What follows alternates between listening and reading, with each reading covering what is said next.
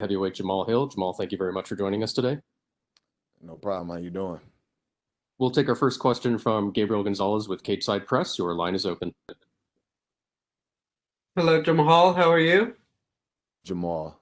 Jamal, How you sorry, doing? I Yeah, you said it doing wrong. well. I wanted to ask you, a little over a year ago, you make it through Contender Series. Now you're in a co-main event on ESPN against a vet and former title challenger. I mean, how would you describe the ride so far? It's been a dream come true. Just been enjoying it, everything that's come with it, and yeah, just having fun with it. I worked hard to get here. Yeah, I just having fun, man. Just living life and having fun.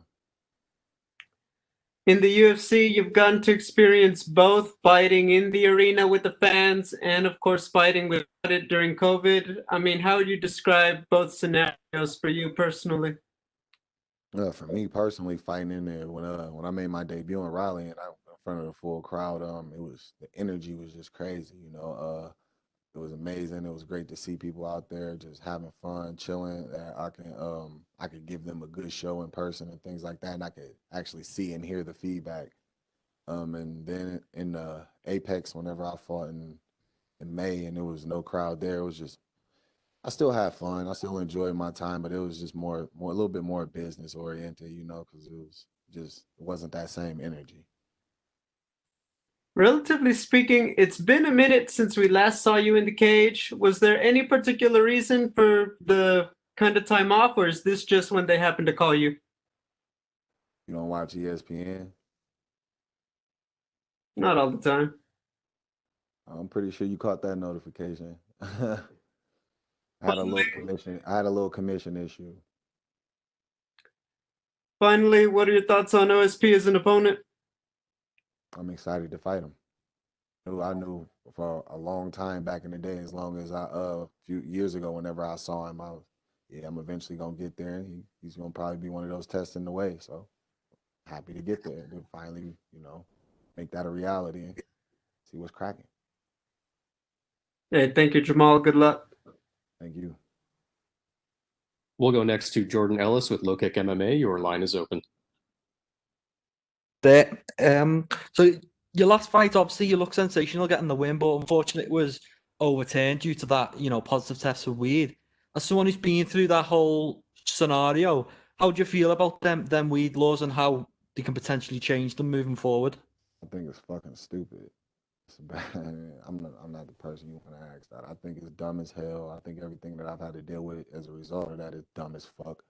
And yeah, I didn't think they need to find focus energy on things that actually matter and not goofy shit like that. And when it comes to stuff like that, you've got this really impressive win, and then they take it away for you for something so minor. How's that from an athlete's point of view? It's extremely irritating. It's something that I got to walk around with on my record, which, in fact, and just to clear the record, I did not smoke in competition. I had smoked 4 weeks before that, out of competition before I even took the fight. When I took the fight, I stopped smoking immediately. And somehow in their test, it came back that my levels were too high. Even after the UFC did an investigation, tested my old samples, and showed them the difference in the levels and everything, they still went ahead and decided to suspend me, fine me, put me through all this other bullshit. So it's annoying as fuck, bro. You know what I mean? But it is what it is, I'm not gonna keep looking back on it. I'm just pushing forward. I got a good future ahead of me and I'm focused on that. Yeah, and despite everything, you're ending the year on a really big high with the potential of becoming a ranked UFC fighter heading into 2021. How's that feel? You've got OSP in front of you and a potential ranking, this time next week. It's good. I'm excited and I'm ready to just show what I can do. Get in there and have fun. Just put on another show. Got the best job in the world to me. So I'm excited to get back to work. Okay, good luck with it. Thank you. Thank you. We'll go next to Cote Cruz with Ford Win Podcast. Your line is open. Hey Jamal, do you hear me? Yeah, I can hear you, bro. How you doing, sir? Good to talk to you. Good to see you. Good to talk to you too. How about Yeah, you don't see me. That's okay. Imagine I'm just good looking. You will face one of the most experienced guys in the division. How do you feel about this fight, and what do you think a victory over OSP would do for you? I'm excited for it. I'm ready to go. I'm locked in. I put the work in like I always do, and it's just time for people to see who Sweet Dreams really is. I forgot what the second part of that question was. It's okay. I was asking you about what do you think a victory over OSP would do for you in your career? Gives me a ranking. So on to the next one. I'm here to take over. I'm here to dominate. It's just another step in that direction. The controversy between USADA and the consumption of THC continues to be one of the most talked about issues. You had to deal with this situation, and now it's Nico Price. What do you think? Because it wasn't USADA. Oh, I see. Then my bad. issue. Still, what do you think about this, and what would you propose to stop these sanctions from being passed? I think it's bullshit. I think it's dumb, and I think it's a waste of resources. They could be focusing on other things. Weed is not a performance enhancer at all.